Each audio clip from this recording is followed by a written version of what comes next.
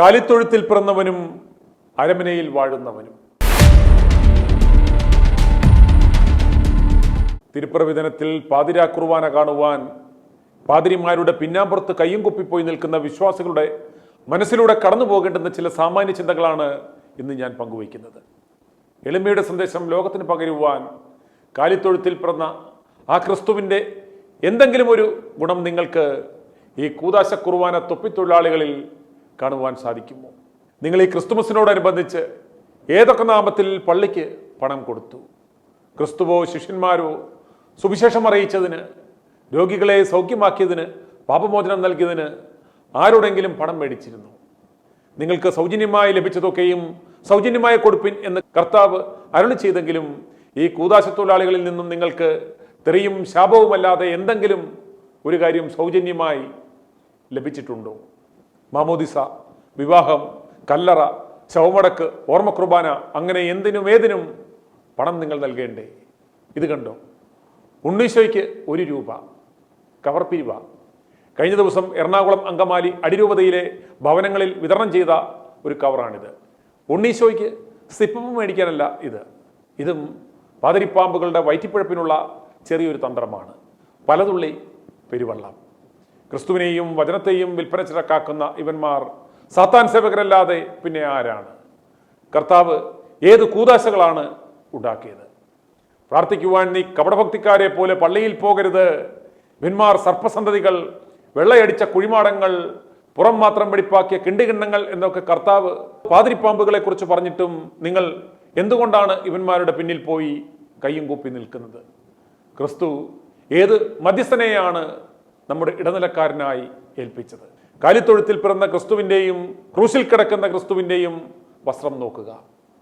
ഇനി ക്രിസ്തുവിനെ വിറ്റ് വിശ്വാസികളെ വലിപ്പിച്ച് ജീവിക്കുന്ന ബിഷപ്പന്മാരെയും പാതിരി പാമ്പുകളുടെയും ആ വസ്ത്രധാരണ രീതി നോക്കുക.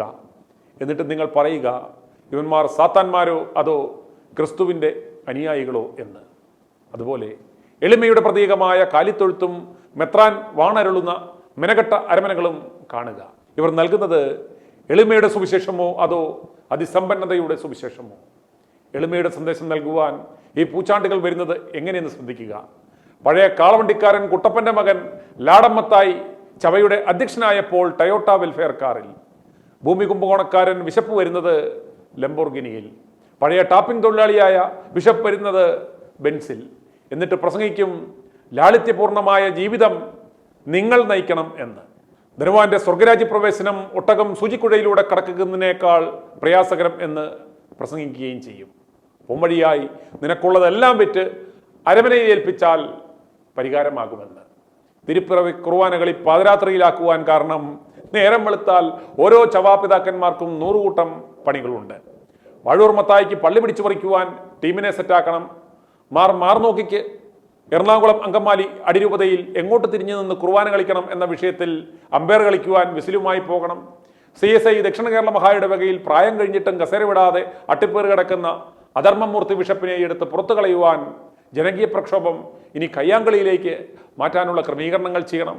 ഗമാനന്തോമയ്ക്ക് PMG ലൂർദ് പള്ളിയുടെ സ്ഥലം തട്ടിയെടുത്ത കേസിലും എൽസിയുടെ 3 കോടി പറ്റിച്ച കേസിലും കോടതിയിൽ ഹാജരാകണം. പിന്നെ മാർഗം കളിക്കാർക്ക് അടിപ്പാവട അടിക്കുവാൻ, തുണിമേടിക്കുവാൻ പോകണം. അങ്ങനെ എന്തെല്ലാം തിരക്കുകൾ, പിടിപ്പത് പണികൾ. 50,000-ലധികം സഭകളുണ്ടാക്കി ഒരുത്തൻ മറ്റൊരുത്തൻ്റെ പള്ളിയിൽ കയറാതെ തമ്മിലടിച്ച് മത്സരിച്ച് നിൽക്കുന്ന ഇവന്മാർക്ക് എന്നെങ്കിലും ക്രിസ്തുവിലൊന്നായി ക്രിസ്തുവിനെ മഹത്വപ്പെടുത്തുന്ന ഒരു ദിനമുണ്ടാവുമോ?